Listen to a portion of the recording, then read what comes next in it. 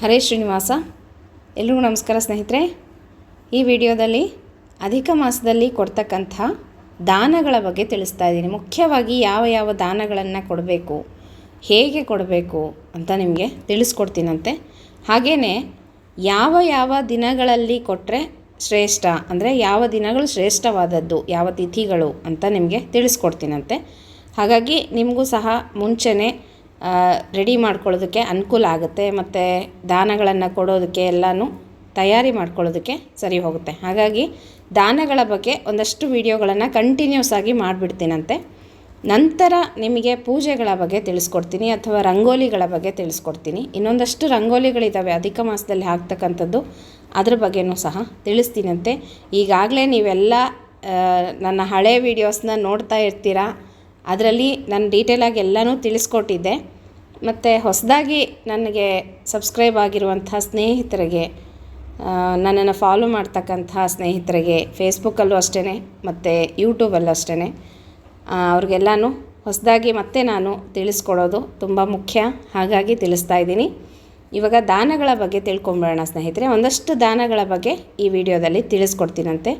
ಇಲ್ಲ ನಮಗೆ ವಿಡಿಯೋ ಮುಖೇನ ತಿಳಿಸ್ಕೊಡ್ರಿ ಅಂತಂದರೆ ನಾನು ಆ ಪ್ರಯತ್ನವನ್ನು ಸಹ ಮಾಡ್ತೀನಿ. ಯಾಕಂದರೆ ನಿಮಗೆಲ್ಲ ಗೊತ್ತಿರುತ್ತೆ ಯಾವ ಥರ ದಾನ ಕೊಡಬೇಕು. ನಾನೆಲ್ಲ ಡೀಟೇಲಾಗಿ ಹೇಳ್ತಾ ಹೋಗ್ತೀನಂತೆ, ಈ ಥರ ಕೊಡಬೇಕು, ಹೀಗೆ ಕೊಡಬೇಕು ಅಂತ ಗೊತ್ತಾಗುತ್ತೆ ಅನಿಸುತ್ತೆ. ಇಲ್ಲ ನಮಗೆ ವಿಡಿಯೋ ಮಾಡಿಬಿಟ್ಟು ತೋರಿಸ್ರಿ ಅಂತಂದರೆ ನಾನು ಅದ್ರ ಬಗ್ಗೆ ಯಾವುದು ನಿಮಗೆ ಗೊತ್ತಾಗ್ತಾ ಇಲ್ವೋ ಅದ್ರ ಬಗ್ಗೆ ನಾನು ವಿಡಿಯೋ ಮಾಡೋದಕ್ಕೆ ಪ್ರಯತ್ನ ಮಾಡ್ತೀನಂತೆ. ಯಾಕಂದರೆ ಎಲ್ಲ ಇಟ್ಕೊಂಡು ವಿಡಿಯೋ ಮಾಡಿ ನಿಮಗೆ ಅದನ್ನು ತೋರಿಸಿ ಹೇಳೋದು ಸುಮ್ಮನೆ ಟೈಮ್ ವೇಸ್ಟ್ ಅಂತ ನನಗನ್ಸುತ್ತೆ. ಸಿಂಪಲಾಗಿ ಹೇಳ್ತಾ ಹೋದರೆ ನಿಮಗೆಲ್ಲ ಗೊತ್ತಾಗುತ್ತೆ. ಹಾಗಾಗಿ ದಾನಗಳಲ್ಲಿ ಮುಖ್ಯವಾದದ್ದು ಅಧಿಕ ಮಾಸದಲ್ಲಿ ಕೊಡ್ತಕ್ಕಂಥದ್ದು, ಶ್ರೇಷ್ಠವಾದ ದಾನ ಅಂತ ಕರೆಸ್ಕೊಳ್ತಕ್ಕಂಥದ್ದು ಯಾವ ದಾನ ಅಂತಂದರೆ ಅಪೂಪ ದಾನ ಅಂತ ಹೇಳ್ತೀವಿ. ಅಪೂಪ ದಾನಕ್ಕಿಂತ ಶ್ರೇಷ್ಠವಾದಂಥ ದಾನ ಅಧಿಕ ಮಾಸದಲ್ಲಿ ಇನ್ನೊಂದಿಲ್ಲ. ಅಷ್ಟು ಪುಣ್ಯ ಬರುತ್ತೆ, ಮಹಾಪುಣ್ಯ ಅದರಿಂದ ನಮಗೆ ಸಿಗುತ್ತೆ. ಹಾಗಾಗಿ ಅಧಿಕ ಮಾಸದಲ್ಲಿ ಕೊಡ್ತಕ್ಕಂಥ ಅಪೂಪ ದಾನ ಅಥವಾ ಅತ್ತಿರಸ ಅಂತಾರೆ, ಅಪೂಪ ಅಂತ ಕರೀತಕ್ಕಂಥದ್ದೇ ಶ್ರೇಷ್ಠ. ಹಾಗಾಗಿ ಅಪೂಪ ದಾನಕ್ಕೆ ಎಷ್ಟು ಮಹತ್ವ ಇದೆ ಅಂತ ನಿಮಗೆ ತಿಳಿಸ್ಕೊಡ್ತೀನಿ ಸ್ನೇಹಿತರೆ. ಅಪೂಪ ದಾನವನ್ನು ಮಾಡಿದ್ರೆ ಅಪೂಪದಲ್ಲಿ ಎಷ್ಟು ಛಿದ್ರಗಳಿರುತ್ತೋ, ಅಂದರೆ ಹೋಲ್ ಥರ ಇರುತ್ತಲ್ಲ, ಆ ಥರ ಎಷ್ಟು ಛಿದ್ರಗಳಿರುತ್ತೋ ಅಷ್ಟು ಕಾಲ ನಮಗೆ ಸ್ವರ್ಗವಾಸ ಆಗುತ್ತೆ ಅಂತ ಹೇಳ್ತಾರೆ ಮರಣಾನಂತರ. ಹಾಗಾಗಿ ತುಂಬ ಶ್ರೇಷ್ಠವಾದಂಥ ದಾನ ಅಪೂಪ ದಾನ. ಇದು ಪ್ರಥಮವಾಗಿ ಮಾಡ್ತಕ್ಕಂಥದ್ದು. ಆಮೇಲೆ ಇನ್ನೊಂದಷ್ಟು ದಾನಗಳಿದೆ, ಅದನ್ನು ಮಾಡ್ಕೋಬೋದು, ತೊಂದರೆ ಇಲ್ಲ. ಮುಖ್ಯವಾಗಿ ಮಾಡ್ತಕ್ಕಂಥ ದಾನ, ನಾವು ಯಾವುದಕ್ಕೆ ಪ್ರಾಶಸ್ತ್ಯ ಕೊಡಬೇಕು ದಾನಗಳಲ್ಲಿ ಅಂದರೆ ಅಪೂಪ ದಾನಕ್ಕೆ ಫಸ್ಟು ಪ್ರಿಫರೆನ್ಸ್ ಹೇಳಿದ್ದಾರೆ. ಹಾಗಾಗಿ ಮೊದಲನೇದಾಗಿ ನಾನು ಅಪೂಪ ದಾನದ ಬಗ್ಗೆ ತಿಳಿಸ್ಕೊಡ್ತಾ ಇದ್ದೀನಿ. ಅತ್ತಿರಸದ ದಾನ ತುಂಬ ಶ್ರೇಷ್ಠವಾದಂಥ ದಾನ. 33 ಅಪೂಪಗಳನ್ನು ದಾನವಾಗಿ ಕೊಡಬೇಕು. ಯಾವುದರಲ್ಲಿ ಕೊಡಬೇಕು ಅಂತಂದರೆ ಬೆಳ್ಳಿ ಪಾತ್ರೆಯಲ್ಲಿ ಕೊಡ್ಬೋದು, ಅಥವಾ ಬೆಳ್ಳಿ ತಟ್ಟೆಯಲ್ಲಿ ಕೊಡ್ಬೋದು ಶಕ್ತಿ ಇರೋರು. ಮತ್ತು ಹಿತ್ತಾಳೆ ತಟ್ಟೆ, ಹಿತ್ತಾಳೆ ಪಾತ್ರೆಗಳಲ್ಲಿ ಕೊಡ್ಬೋದು, ತಾಮ್ರದಲ್ಲಿ ಕೊಡ್ಬೋದು, ಕಂಚಿನಲ್ಲಿ ಕೊಡ್ಬೋದು. ಕಂಚಿನಲ್ಲಿ ಕೊಡೋದು ತುಂಬ ಶ್ರೇಷ್ಠವಾದದ್ದು. ಕಂಚಿನ ಪಾತ್ರೆಯಲ್ಲಿ ಇಟ್ಟು ದಾನವನ್ನು ಕೊಡ್ಬೋದು. ಅಪೂಪಗಳನ್ನು ಮಾಡಿ ತುಪ್ಪದಲ್ಲಿ ಮಾಡಿದ್ರೆ ಶ್ರೇಷ್ಠವಾದದ್ದು. ಕೆಲವರು ಸ್ವಲ್ಪ ತುಪ್ಪ ಎಣ್ಣೆ ಮಿಕ್ಸ್ ಮಾಡಿ ಮಾಡ್ತಾರೆ, ಕೆಲವರು ಬರೀ ಎಣ್ಣೆಯಲ್ಲಿ ಮಾಡ್ತಾರೆ, ಕೆಲವರು ತುಪ್ಪದಲ್ಲಿ ಮಾಡ್ತಾರೆ. ನಿಮ್ಮ ಅನುಕೂಲ, ಹೇಗಾದರೂ ಮಾಡ್ಬೋದು. ತುಪ್ಪದಲ್ಲಿ ಮಾಡಿದ್ದು ಅಪೂಪ ತುಂಬ ಶ್ರೇಷ್ಠವಾದದ್ದು. ಹಾಗಾಗಿ 33 ಅಪೂಪಗಳನ್ನು ಶಕ್ತಿ ಅನುಸಾರ ಯಾವುದರಲ್ಲಾದರೂ ತಟ್ಟೆಯಲ್ಲಿ ಬಟ್ಲಲ್ಲಿ ಇಟ್ಟುಬಿಟ್ಟು ಅದರ ಮೇಲೆ ಒಂದೇನಾದರೂ ಮುಚ್ಚಿಬಿಟ್ಟು ದೇವರಿಗೆ ಸಮರ್ಪಣೆಯನ್ನು ಮಾಡಬೇಕು. ಮೊದಲು ಸಂಕಲ್ಪವನ್ನು ಮಾಡಿಕೊಂಡು ದೇವರಿಗೆ ಸಮರ್ಪಣೆಯನ್ನು ಮಾಡಿ ನಂತರ ದಾನವನ್ನು ಕೊಡಬೇಕು. ಮತ್ತು ನಾನು ಸಂಕಲ್ಪದ ಬಗ್ಗೆ ತಿಳಿಸ್ಕೊಡ್ತೀನಿ ಸ್ನೇಹಿತರೆ. ಒಂದು ಸಲ ನಿಮಗೆ ಸಂಕಲ್ಪ ಹೇಳ್ಕೊಡ್ತೀನಂತೆ, ಎಲ್ಲದಕ್ಕೂ ಅದು ಅನ್ವಯ ಆಗುತ್ತೆ. ಹಾಗಾಗಿ ಸಂಕಲ್ಪಪೂರ್ವಕವಾಗಿಯೇ ನಾವು ಏನು ದಾನಗಳನ್ನು ಪೂಜೆಗಳನ್ನು ಮಾಡಿದ್ರೂ ಸಹ ಸಂಕಲ್ಪಪೂರ್ವಕವಾಗೇ ಮಾಡಬೇಕು, ಅದರಿಂದ ನಮಗೆ ಫಲ ಸಿಗುತ್ತೆ.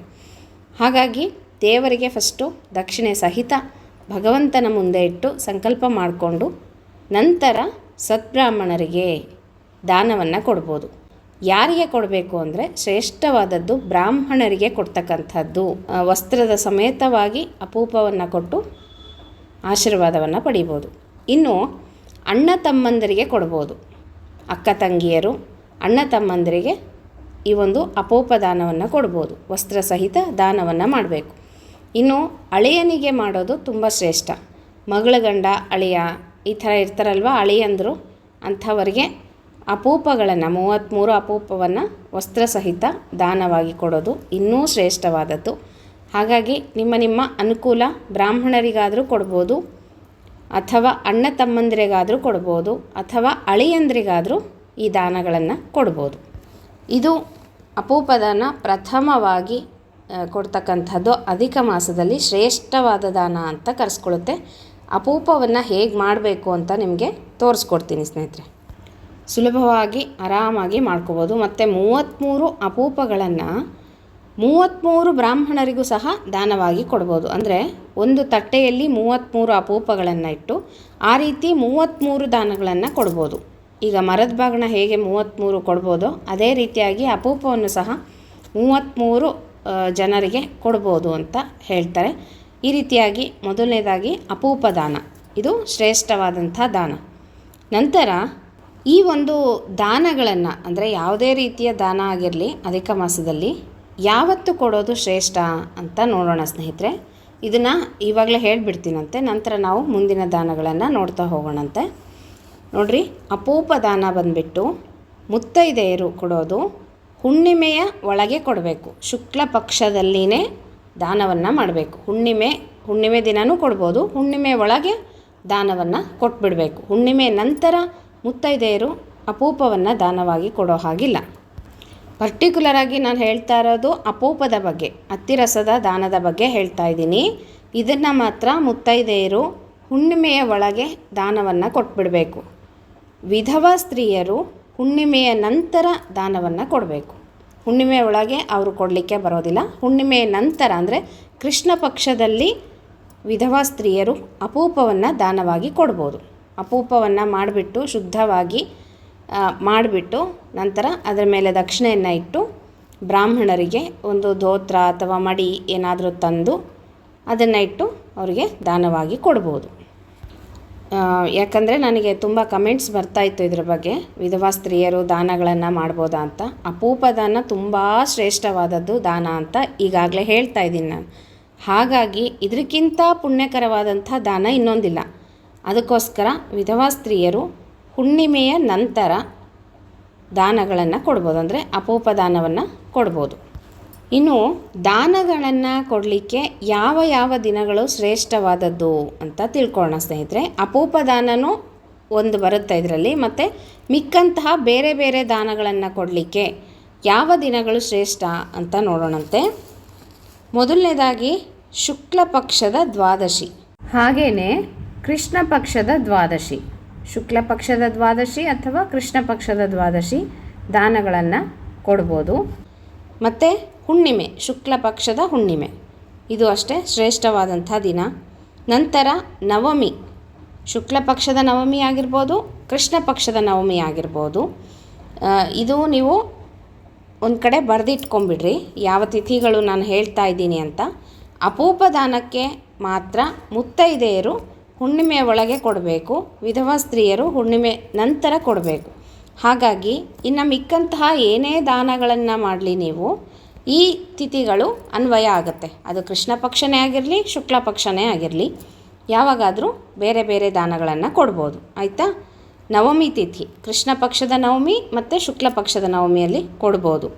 ಇನ್ನು ಚತುರ್ದಶಿ ತಿಥಿ, ಕೃಷ್ಣ ಪಕ್ಷದ್ದು ಮತ್ತು ಶುಕ್ಲ ಪಕ್ಷದ ಚತುರ್ದಶಿ. ಆಮೇಲೆ ವೈಧೃತಿ ಯೋಗ, ಯೋಗದಲ್ಲಿ ವೈಧೃತಿ ಯೋಗ ಬಂದಿರುವಂಥ ದಿನ ದಾನಗಳನ್ನು ಕೊಡಬೇಕು ಅಂತ ಹೇಳ್ತಾರೆ. ಮತ್ತು ವ್ಯತಿಪಾತದ ಯೋಗ, ವ್ಯತಿಪಾತ ಯೋಗ ಅಂತ ಬರುತ್ತೆ, ಅವತ್ತು ಸಹ ದಾನಗಳನ್ನು ಕೊಡಬೇಕು ಅಂತ ಹೇಳುತ್ತೆ ಶಾಸ್ತ್ರ. ಮತ್ತು ಪುಷ್ಯಾರ್ಕ ಯೋಗ, ಪುಷ್ಯಾರ್ಕ ಯೋಗ ಏನಾದರೂ ಬಂದಿದ್ದರೆ ಅವತ್ತಿನ ದಿವಸನೂ ದಾನಗಳನ್ನು ಕೊಡಬೇಕು. ಇಂತಹ ದಿನಗಳಲ್ಲಿ ಈ ಒಂದು ದಾನಗಳನ್ನು ಮಾಡೋದರಿಂದ ಅತ್ಯಂತ ಶ್ರೇಷ್ಠವಾದಂಥ ಫಲವನ್ನು ಪಡಿಬೋದು, ಅತ್ಯಂತ ಪುಣ್ಯವನ್ನು ಸಂಪಾದನೆ ಮಾಡ್ಕೋಬೋದು. ಗೊತ್ತಾಯ್ತಲ್ಲ ಸ್ನೇಹಿತರೆ? ಇದನ್ನು ನಾನು ಡಿಸ್ಕ್ರಿಪ್ಷನ್ ಬಾಕ್ಸಲ್ಲಿ ಬರೆದು ಹಾಕಿರ್ತೀನಿ, ನೋಡ್ಕೊಳ್ರಿ. ಯಾಕಂದರೆ ಮತ್ತೆ ಕನ್ಫ್ಯೂಷನ್ ಆಗ್ಬೋದು, ನಿಮಗೆ ಆಗುತ್ತೆ ಖಂಡಿತವಾಗಿ, ನನಗೆ ಪ್ರಶ್ನೆ ಬರುತ್ತೆ, ಅದಕ್ಕೋಸ್ಕರ ಹೇಳ್ತಾ ಇದ್ದೀನಿ. ನಾನು ಡಿಸ್ಕ್ರಿಪ್ಷನ್ ಬಾಕ್ಸಲ್ಲಿ ಬರೆದು ಹಾಕಿರ್ತೀನಂತೆ, ನೋಡಿಕೊಂಡು ನೀವು ಅನುಕೂಲ ಮಾಡಿಕೊಂಡು ಮುಂಚೆನೇ ತಯಾರಿ ಮಾಡಿಕೊಂಡು ದಾನಗಳನ್ನು ಕೊಡೋದು ಉತ್ತಮ.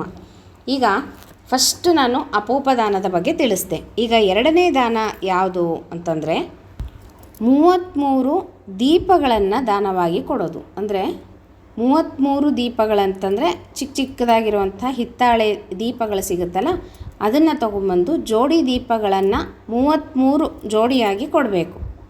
ಒಂಟಿ ದೀಪ ಕೊಡಬಾರ್ದು, ಅದಕ್ಕೋಸ್ಕರ ಹೇಳ್ತಾ ಇದ್ದೀನಿ. 33 ಜೋಡಿ ದೀಪಗಳನ್ನೇ ಕೊಡಬೇಕು.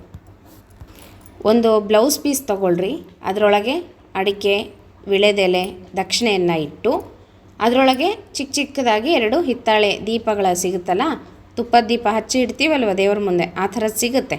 ಅದನ್ನು ತಂದು ಜೋಡಿ ದೀಪಗಳನ್ನು ಕೊಡ್ಬೋದು. ಅಥವಾ ಒಂದೇ ಒಂದು ಸಾಲು ದೀಪದ ಥರ 2 ಬರುತ್ತೆ. ಅಂದರೆ ಒಂದೇ ಟ್ರೇ ಒಳಗೆ 2 ದೀಪ ಹಚ್ಚೋ ಥರ ಇರುತ್ತೆ. ನನ್ನ ಹತ್ರ ಇತ್ತು, ಬೇಕಂದರೆ ತೋರಿಸ್ತೀನಂತೆ.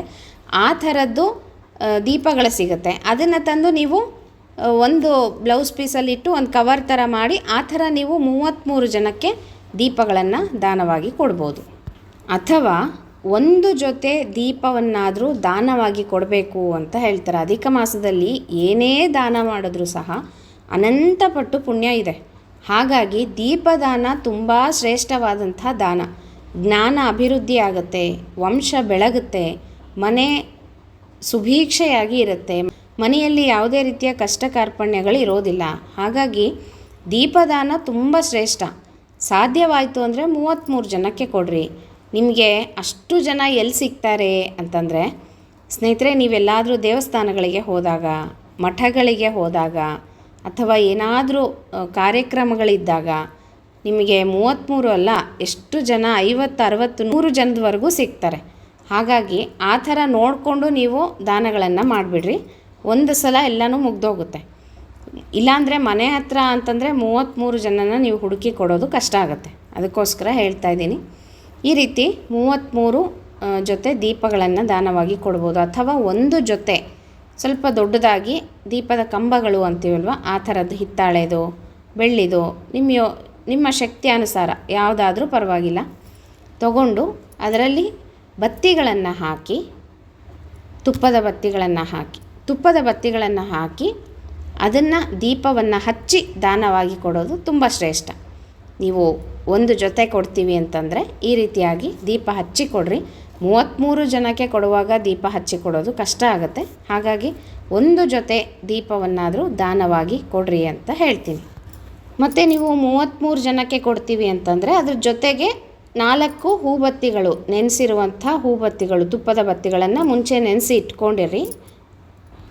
ಆ ಹೂಬತ್ತಿಗಳನ್ನು ಒಂದು ಕವರಲ್ಲಿ ಹಾಕಿ ಆ ದೀಪದ ಜೊತೆಗೆ ಕೊಟ್ಟರೆ ನಿಮಗೆ ದೀಪ ಕೊಟ್ಟಾಗೂ ಆಗುತ್ತೆ ಮತ್ತು ಹೂಬತ್ತಿ ದಾನ ಮಾಡಿದಾಗೂ ಆಗುತ್ತೆ. ಹಾಗಾಗಿ ಈ ಥರ ನೋಡಿಕೊಂಡು ನೀವೇ ಐಡಿಯಾ ಮಾಡ್ಕೋಬೋದು ಸ್ನೇಹಿತರೆ. ಈ ರೀತಿ ದೀಪದಾನ ಅಧಿಕ ಮಾಸದಲ್ಲಿ ತುಂಬ ಶ್ರೇಷ್ಠವಾದದ್ದು.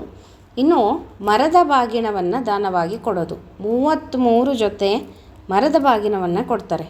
ಅದಕ್ಕೆ ಕೆಲವೊಂದು ಕಡೆ ಮಠಗಳಲ್ಲಿ ಈ ರೀತಿಯಾಗಿ ಮಾಡ್ಕೊತಾರೆ. ಅಲ್ಲೇ ಆದರೆ ಎಲ್ಲರೂ ಮುತ್ತೈದೆಯರು ಸಿಗ್ತಾರೆ ಅಂತ ಹೇಳಿಬಿಟ್ಟು ಕೆಲವೊಂದು ಮಠಗಳಲ್ಲಿ ಅರೇಂಜ್ಮೆಂಟ್ ಸಹ ಮಾಡಿರ್ತಾರೆ. ಅಪೂಪನೂ ಅವರೇ ಮಾಡಿಕೊಡ್ತಾರೆ, ಮುತ್ತೈದೆಯರನ್ನ ಸಹ ಅರೇಂಜ್ ಮಾಡಿಕೊಡ್ತಾರೆ. ಹೀಗಿದ್ದಾಗ ನೀವು ಮಠಗಳಿಗೆ ಹೋಗಿ ಮಾಡೋದು ತುಂಬ ಅನುಕೂಲ ಆಗುತ್ತೆ. ಅಲ್ಲಿ ನೀವು 33 ಅಪೂಪ ದಾನವನ್ನು ಕೊಡ್ಬೋದು. 33 ಜೊತೆ ಮರದ ಬಾಗಿಣವನ್ನು ಕೊಡ್ಬೋದು. ಮರದ ಬಾಗಿಣದಲ್ಲಿ ಎಲ್ಲ ಹಾಕಬೇಕು, ಎಲ್ಲ ಸಾಮಗ್ರಿಗಳು ಮರದ ಬಾಗಿಣದಲ್ಲಿ ಹಾಕಿ ಸೀರೆ, ಬ್ಲೌಸ್ ಪೀಸು ಮತ್ತು ಸ್ವಲ್ಪ ಎಲ್ಲನೂ ಧಾನ್ಯಗಳನ್ನು ಹಾಕಬೇಕು. ಹಣ್ಣು, ಕಾಯಿ, ವಿಳೆದೆಲೆ, ದಕ್ಷಿಣೆ ಎಲ್ಲವನ್ನು ಇಟ್ಟು ದಾನವಾಗಿ ಕೊಡಬೇಕು. ಸ್ನೇಹಿತರೆ, ಹಿಂದೆ ವಿಡಿಯೋದಲ್ಲೂ ನಾನು ತಿಳಿಸಿದ್ದೀನಿ, ದಾನ ಬೇರೆ ಸಹಾಯ ಬೇರೆ ಅಂತ ಹೇಳಿಬಿಟ್ಟು. ಸಹಾಯ ನಾವು ಎಲ್ಲರಿಗೂ ಮಾಡಬೇಕು. ನಿರ್ಗತಿಕರಿಗೆ, ಕಣ್ಣಿಲ್ಲದೆ ಇರೋರಿಗೆ, ಮಾತು ಬರದೇ ಇರೋರಿಗೆ, ಕಾಲಿಲ್ಲದೆ ಇರೋರಿಗೆ, ಕುರುಡರಿಗೆ, ಕುಂಟ್ರಿಗೆ ಎಲ್ಲರಿಗೂ ನಾವು ಸಹಾಯವನ್ನು ಮಾಡಬೇಕು. ಆದರೆ ಅದು ದಾನ ಅಂತ ಕರೆಸ್ಕೊಳ್ಳೋದಿಲ್ಲ. ದಾನ ಕೊಡೋದು ಹೇಗೆ ಅಂದರೆ ಸತ್ಪಾತ್ರರಿಗೆ ದಾನಗಳನ್ನು ಕೊಡಬೇಕು ಅಂತ ಶಾಸ್ತ್ರ ಹೇಳುತ್ತೆ. ದಾನ ಅಂತಂದರೆ ಏನು? ನಮ್ಮಲ್ಲಿ ಇರ್ತಕ್ಕಂಥ ಪಾಪಗಳ ಪರಿಹಾರ ಮಾಡಲಿಕ್ಕಾಗಿ ನಾವು ಕೊಡ್ತಕ್ಕಂಥದ್ದು. ಪಾಪಗಳನ್ನು ಕಡಿಯುತ್ತೆ ಅದು. ದಾನ ಮಾಡೋದು ಪಾಪಗಳ ಪರಿಹಾರ ಮಾಡುತ್ತೆ. ಹಾಗಾಗಿ ಪಾಪಗಳ ಪರಿಹಾರಕ್ಕಾಗಿ ನಾವು ಯಾರು ನಮ್ಮ ಪಾಪಗಳನ್ನು ಪರಿಹಾರ ಮಾಡುವಂಥ ಶಕ್ತಿಯನ್ನು ಹೊಂದಿರ್ತಾರೋ ಅಂಥವರಿಗೆ ದಾನಗಳನ್ನು ಕೊಡಬೇಕು. ಅದು ದಾನ ಅಂತ ಕರೆಸ್ಕೊಳ್ಳುತ್ತೆ. ಅರ್ಥ ಆಯ್ತಲ್ಲ? ನಮ್ಮ ಪಾಪಗಳನ್ನು ಪರಿಹಾರ ಮಾಡ್ತಕ್ಕಂಥ ಶಕ್ತಿ ದಾನ ತಗೊಳ್ಳೋರಿಗಿರಬೇಕು. ಹಾಗೆ ಈಗ ನಿಮಗೆ ಕ್ಲಿಯರಾಗಿ ಅರ್ಥ ಆಗಿರುತ್ತೆ. ನಮ್ಮ ಪಾಪಗಳನ್ನು ಯಾರು ಪರಿಹಾರ ಮಾಡುವಂಥ ಶಕ್ತಿ ಜ್ಞಾನ ಹೊಂದಿರ್ತಾರೋ, ಅರ್ಹತೆ ಹೊಂದಿರ್ತಾರೋ ಅಂಥವರಿಗೆ ಕೊಡುವಂಥದ್ದು ದಾನ. ಸತ್ಪಾತ್ರರಿಗೆ ದಾನಗಳನ್ನು ಮಾಡಬೇಕು. ಹಾಗಾಗಿ ಈ ರೀತಿಯಾಗಿ ದಾನವನ್ನು ಕೊಡಬೇಕು. ಮತ್ತು 33 ನಾಣ್ಯಗಳನ್ನು ದಾನವಾಗಿ ಕೊಡೋದು. ನಾಣ್ಯಗಳು ಅಂತಂದರೆ ನೀವು 1 ರೂಪಾಯಿ ಕಾಯಿನ್ಸ್ ಆದರೂ ತೊಗೋಬೋದು. 2, 5, 10, 20 ರೂಪಾಯಿ ಕಾಯಿನು ಬರ್ತಾಯಿದೆ. ಹಾಗಾಗಿ ಆ ಥರದ ನಾಣ್ಯಗಳನ್ನು ತಗೊಂಡು ಒಂದು ಹಿತ್ತಾಳೆ ಬಟ್ಲನ್ನು ಕೊಂಡ್ಕೊಂಡು ಬರ್ರಿ. ಈ ಅರ್ಘ್ಯ ಎಲ್ಲ ಕೊಡ್ತೀವಲ್ವ, ಆ ಥರದ ಬಟ್ಲುಗಳು ಸಿಗುತ್ತೆ. ಆ ಬಟ್ಲಲ್ಲಿ 33 ನಾಣ್ಯಗಳನ್ನು ಹಾಕಿ ದೇವರ ಮುಂದೆ ಇಟ್ಟು ನಂತರ ಅದನ್ನು ಬ್ರಾಹ್ಮಣರಿಗೆ ಅಥವಾ ಮುತ್ತೈದೆಯರಿಗೆ ದಾನವಾಗಿ ಕೊಡ್ಬೋದು. ನಿಮಗೆ ಸಾಧ್ಯ ಆಗಿಲ್ಲ ನನಗೆ ಹಿತ್ತಾಳೆ ಬಟ್ಲು ತರೋದಕ್ಕೆ ಅಂತಂದರೆ ಅಡಿಕೆ ದೊನ್ನೆ ಬರುತ್ತಲ್ಲ, ಅಡಿಕೆ ಪಟ್ಟೆದು, ಅದರಲ್ಲೂ ಸಹ ಹಾಕಿ ನೀವು 33 ನಾಣ್ಯಗಳನ್ನು ದಾನವಾಗಿ ಕೊಡ್ಬೋದು. ಮತ್ತು ತುಳಸಿ 33 ತುಳಸಿಯನ್ನು ದಾನವಾಗಿ ಕೊಡೋದು. ಈ ರೀತಿ ಕೊಡಬೇಕು ಅಂದರೆ ದಿನಕ್ಕೆ 2, 3 ಆ ಥರದ್ದು ಕೊಟ್ಕೊಂಡು ಹೋದರೆ ನಿಮಗೆ ಈಸಿ ಆಗುತ್ತೆ, ಬೇಗ ಮುಗ್ದೋಗುತ್ತೆ. ತುಳಸಿ ಸಸಿಗಳನ್ನು ತೊಗೊಂಡು ಬರೋದು. ಅದರಲ್ಲಿ ಅಂಬೆಗಾಲು ಕೃಷ್ಣನನ್ನು ಇಟ್ಟು ಕೃಷ್ಣ ಸಹಿತವಾಗಿಯೇ ತುಳಸಿಯನ್ನು ದಾನ ಮಾಡಬೇಕು. ಯಾವಾಗಲೂ ಕೃಷ್ಣ ಇಲ್ಲದೆ ತುಳಸಿಯನ್ನು ದಾನ ಮಾಡೋ ಹಾಗಿಲ್ಲ. ಹಾಗಾಗಿ ಅಂಬೆಗಾಲು ಕೃಷ್ಣನ ಮೂರ್ತಿಗಳು ಸಿಗುತ್ತೆ, ಗ್ರಂಥಿಗೆ ಅಂಗಡಿಯಲ್ಲೂ ಸಿಗುತ್ತೆ, ಕೆಲವೊಂದು ಪೂಜಾ ಭಂಡಾರಗಳು ಅಂತ ಇರುತ್ತಲ್ಲ ಅಲ್ಲೂ ಸಹ ಸಿಗುತ್ತೆ. ಅಲ್ಲಿ ಕೇಳಿಕೊಂಡು ನೀವು ಒಂದು ಸಲ ತೊಗೊಂಡ್ಬಿಟ್ರೆ ನಿಮಗೆ ಎಷ್ಟು ಬೇಕಾಗುತ್ತೆ ಅಂತ 33 ಆ ಥರ ತೊಗೊಂಡ್ಬಿಟ್ರೆ ಸ್ವಲ್ಪ ಕಡಿಮೆನೂ ಆಗುತ್ತೆ, ನಿಮಗೆ ದಾನ ಕೊಡಲಿಕ್ಕೂ ಈಸಿ ಅನಿಸುತ್ತೆ. ಹಾಗಾಗಿ 33 ತುಳಸಿಯನ್ನು ಕೃಷ್ಣ ಸಹಿತವಾಗಿ ಪೂಜೆ ಮಾಡಿಬಿಟ್ಟೆ ದಾನ ಕೊಡಬೇಕು. ಹಾಗೆ ದಾನ ಕೊಡಬೇಕು ಅಂತ ತಂದ ತಕ್ಷಣ ದಾನ ಕೊಡೋದಲ್ಲ. ತೊಗೊಂಡು ಬಂದು ಅದನ್ನು ದೇವ್ರ ಮನೆಯಲ್ಲಿ ಇಟ್ಟು ಕೃಷ್ಣನನ್ನು ಇಟ್ಟು ಕೃಷ್ಣನಿಗೆ ಸ್ವಲ್ಪ ಅಭಿಷೇಕವನ್ನು ಮಾಡಿ, ಅಂದರೆ ನೀರಿನಿಂದ ತೊಳೆದು ನಂತರ ತುಳಸಿಗೆ ಕೃಷ್ಣನಿಗೂ ಗೆಜ್ಜೆ ವಸ್ತ್ರ ಹೂವನ್ನು ಏರಿಸಿ ನಂತರ ಪೂಜೆಯನ್ನು ಮಾಡ್ಕೊಂಡಾದ್ಮೇಲೆ ಆರತಿಯನ್ನು ಮಾಡಿದ್ಮೇಲೆ ನೀವು ಸಂಕಲ್ಪಪೂರ್ವಕವಾಗಿ ಕೃಷ್ಣ ಸಹಿತ ತುಳಸಿಯನ್ನು ದಾನವಾಗಿ ಕೊಡಬೇಕು. 33 ತುಳಸಿಯನ್ನು ದಾನವಾಗಿ ಕೊಡೋದು, ಇದನ್ನು ಅಷ್ಟೇ ತುಂಬ ಶ್ರೇಷ್ಠವಾದ ದಾನ ಅಂತ ಕರೆಸ್ಕೊಳ್ಳುತ್ತೆ. ಇನ್ನು ಒಣ ಹಣ್ಣುಗಳನ್ನು ದಾನವಾಗಿ ಕೊಡೋದು. ಡ್ರೈ ಫ್ರೂಟ್ಸ್ ಅಂತೀವಲ್ವ, ಎಲ್ಲ ರೀತಿಯಾದಂಥ ಒಣ ಹಣ್ಣುಗಳು 33 ಇರಬೇಕು. ಈಗ ಗೋಡಂಬಿ ತೊಗೊಂಡ್ರೆ 33, ದ್ರಾಕ್ಷಿ 33, ಬಾದಾಮಿ 33, ಅಥವಾ ವಾಲ್ನಟ್ಟು, ಅಕ್ರೋಟ್ ಏನೇನು ಕೊಡ್ತೀರೋ ಅದು ಏನೇ ಕೊಟ್ಟರು ನೀವು ಡ್ರೈ ಫ್ರೂಟ್ಸು, ಅಂಜೂರು ಅದು ಒಂದು 33. ಈ ರೀತಿಯಾಗಿ ಉತ್ತತ್ತಿ ಇದೆಲ್ಲನೂ, ಕಲ್ಸಕ್ಕರೆ ತುಂಬ ಶ್ರೇಷ್ಠವಾದಂಥ ದಾನ. ಕಲ್ಸಕ್ಕರೆ, ಉತ್ತತ್ತಿ ಈ ಥರದ ದಾನಗಳನ್ನು ಮಾಡಬೇಕು. 33 ಸಂಖ್ಯೆಯಲ್ಲಿನೇ ಇರಬೇಕು. ಒಂದೊಂದು ಐಟಮ್ಸು 33 ಸಂಖ್ಯೆಯಲ್ಲಿ ಇರಬೇಕು. ಆ ಥರ ನೀವು ಒಂದೊಂದು ದೊನ್ನೆಗಳಲ್ಲಿ ಹಾಕಿ ಅದನ್ನು ದೇವರಿಗೆ ಸಮರ್ಪಣೆಯನ್ನು ಮಾಡಿ, ಪುರುಷೋತ್ತಮನಿಗೆ ಸಮರ್ಪಣೆಯನ್ನು ಮಾಡಿ ಕೃಷ್ಣಾರ್ಪಣ ಹೇಳಿ ನಂತರ ಅದನ್ನು ದಕ್ಷಿಣೆ ಸಹಿತ ಬ್ರಾಹ್ಮಣರಿಗೆ ದಾನವಾಗಿ ಕೊಡೋದು. ಇದು ಅಷ್ಟೇ ಈಸಿ ಆದದ್ದು. ತುಳಸಿಯನ್ನು ಕೊಡ್ಬೋದು. ಮರದ ಬಾಗಿಣವನ್ನು ಅಟ್ಲೀಸ್ಟ್ ಒಬ್ಬರಿಗಾದರೂ ಕೊಡ್ರಿ. ನಮಗೆ 33 ಮರದ ಬಾಗಿಣ ಕೊಡಲಿಕ್ಕೆ ಆಗೋದಿಲ್ಲ ಅಂದರೆ ಹುಣ್ಣಿಮೆ ದಿವಸ ಒಬ್ಬ ಮುತ್ತೈದೆಗೆ ಎಲ್ಲ ಸಾಮಗ್ರಿಗಳನ್ನು ಇಟ್ಟು ದಾನವಾಗಿ ಕೊಡೋದು. ಕೆಲವೊಬ್ಬರು ಕೇಳಿದ್ರಿ ನನಗೆ ಮರದ ಬಾಗಿಣದಲ್ಲಿ ಕಾಲುಂಗುರ ಹಾಕಬೇಕಾ ಅಂತ. ಸ್ನೇಹಿತರೆ, ಒಂದು ಹೇಳ್ತೀನಿ, ಜೀವನದಲ್ಲಿ ಒಂದು ಬಾರಿ ಆದರೂ ಕಾಲುಂಗುರ, ಮಾಂಗಲ್ಯ, ಅಟ್ಲೀಸ್ಟ್ ಒಂದು ಬಂಗಾರದ ಮಾಂಗಲ್ಯ ಆಯಿತಾ, ಕರಿಮಣಿ ಇಷ್ಟನ್ನು ಇಟ್ಬಿಟ್ಟು ದಾನವಾಗಿ ಕೊಡಬೇಕು. ಒಬ್ಬರಿಗಾದರೂ ಜೀವನದಲ್ಲಿ ಒಮ್ಮೆಯಾದರೂ ಕೊಡಬೇಕು ಅಂತ ಹೇಳ್ತಾರೆ. ಹಾಗಾಗಿ 33 ಮರದ ಬಾಗಿನ ಕೊಡಲಿಕ್ಕೆ ಆಗಿಲ್ಲ ಅಂತಂದರೆ ಒಂದು ದಿವಸ, ಹುಣ್ಣಿಮೆ ದಿವಸ ಅಥವಾ ನಾನು ಹೇಳಿದ್ನಲ್ಲ ಶುಭ ದಿನಗಳು, ಆ ದಿವಸಗಳಲ್ಲಿ ಮುತ್ತೈದೆಯನ್ನು ಕರೆದು ಅವರಿಗೆ ಒಂದು ಸ್ವಲ್ಪ ಪಾನಕ, ಕೋಸಂಬರಿ ಅಥವಾ ಹಾಲು ಸಕ್ಕರೆ ಏನಾದರೂ ಕೊಟ್ಟು ನಂತರ ಮರದ ಬಾಗಿಣವನ್ನು ಕೊಡೋದು. ಎಲ್ಲ ಪದಾರ್ಥಗಳನ್ನು ಇಡಬೇಕು. ಅಕ್ಕಿ, ಬೇಳೆ, ಬೆಲ್ಲ, ತೆಂಗಿನಕಾಯಿ ಅಥವಾ ಒಣಕೊಬ್ಬರಿ, ಸೀರೆ, ಬ್ಲೌಸ್ ಪೀಸು, ದಕ್ಷಿಣೆ, ಬಳೆ, ಪ್ರತಿಯೊಂದು ಮಂಗಳ ದ್ರವ್ಯಗಳು, ಅರಶಿನ, ಕುಂಕುಮ, ಹೂವು ಪ್ರತಿಯೊಂದನ್ನು ಮರದಲ್ಲಿ ಇಟ್ಟುಬಿಟ್ಟು ಮರದ ತುಂಬ ಸಾಮಗ್ರಿಗಳನ್ನು ಇಟ್ಟು 2 ಕಾಲುಂಗುರ, ಒಂದೇ ಒಂದು ಆದರೂ ಪರವಾಗಿಲ್ಲ, ಬಂಗಾರದ ಮಾಂಗಲ್ಯ, ಕರಿಮಣಿ ಇಷ್ಟನ್ನು ಇಟ್ಟು ಒಂದು ದಾನ ಮಾಡಿದ್ರೂ ಸಾಕು, ನೀವು ಅಧಿಕ ಫಲವನ್ನು ಪಡಿಬೋದು.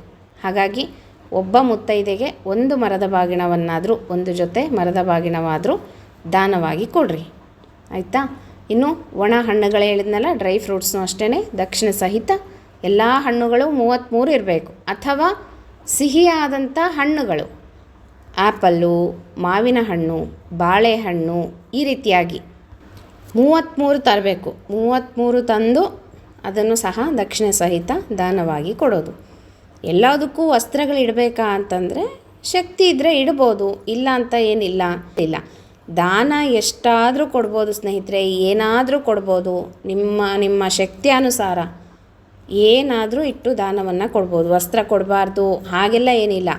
ಈಗ ನಿತ್ಯ ದಾನಗಳು ಹೇಳಿದ್ನಲ್ಲ ನಾನು ಹಿಂದಿನ ವಿಡಿಯೋದಲ್ಲಿ, ಅದರಲ್ಲಿ ಒಬ್ಬರು ಕೇಳಿದರು ನನಗೆ, ಇದ್ರ ಜೊತೆಗೆ ಬ್ಲೌಸ್ ಪೀಸು, ತೆಂಗಿನಕಾಯಿ, ಬಳೆ ಎಲ್ಲ ಇಟ್ಟು ಕೊಡ್ಬೋದಾ? ಖಂಡಿತವಾಗಿ ಕೊಡ್ಬೋದು. ಕೊಡಬಾರ್ದು ಅಂತ ಏನಿಲ್ಲ. ಮುತ್ತೈದೆಗೆ ಹಾಗೆ ದಾನಗಳನ್ನು ಕೊಡಬಾರ್ದು. ಅರಿಶಿನ ಕುಂಕುಮ, ಬ್ಲೌಸ್ ಪೀಸು, ದಕ್ಷಿಣೆ, ತೆಂಗಿನಕಾಯಿ, ಹೂವು ಎಲ್ಲವನ್ನು ಕೊಡ್ರಿ, ಏನೂ ತಪ್ಪಿಲ್ಲ. ಅದೂ ನಿಮಗೆ 33 ಕೊಟ್ಟಂಗೆ ಆಗುತ್ತಲ್ಲ. ಹಾಗಾಗಿ ದಾನ ಇದನ್ನೇ ಮಾಡಬೇಕು ಅಂತ ಇಲ್ಲ. ನಿಮ್ಮ ಶಕ್ತಿ ಅನುಸಾರ ಏನಾದರೂ ವಸ್ತ್ರ ಸಹಿತ ದಾನವನ್ನು ಮಾಡಬೇಕು ಅಂತಲೇ ಹೇಳ್ತಾರೆ. ವಸ್ತ್ರ ಸಹಿತ, ವಸ್ತ್ರ ಇಲ್ಲದೆ, ದಕ್ಷಿಣೆ ಇಲ್ಲದೆ ದಾನವನ್ನು ಕೊಡಬಾರ್ದು. ಹಾಗಾಗಿ ಕೆಲವೊಂದು ದಾನಗಳ ಬಗ್ಗೆ ನಿಮಗೆ ತಿಳಿಸ್ಕೊಟ್ಟೆ. ಇನ್ನೊಂದಷ್ಟು ದಾನಗಳಿದೆ, ನಿಮಗೆ ಮುಂದಿನ ವಿಡಿಯೋದಲ್ಲಿ ತಿಳಿಸ್ತಾ ಹೋಗ್ತೀನಂತೆ. ಫಸ್ಟ್ ದಾನಗಳ ಬಗ್ಗೆ ತಿಳ್ಕೊಂಬೇಡ, ನಂತರದಲ್ಲಿ ಪೂಜೆ, ರಂಗೋಲಿಯ ಬಗ್ಗೆ ತಿಳಿಸ್ಕೊಡ್ತೀನಂತೆ. ಮತ್ತು ಮುಂದಿನ ವಿಡಿಯೋ ಒಟ್ಟಿಗೆ ಸಿಗೋಣ ಸ್ನೇಹಿತರೆ. ಹರೇ ಶ್ರೀನಿವಾಸ.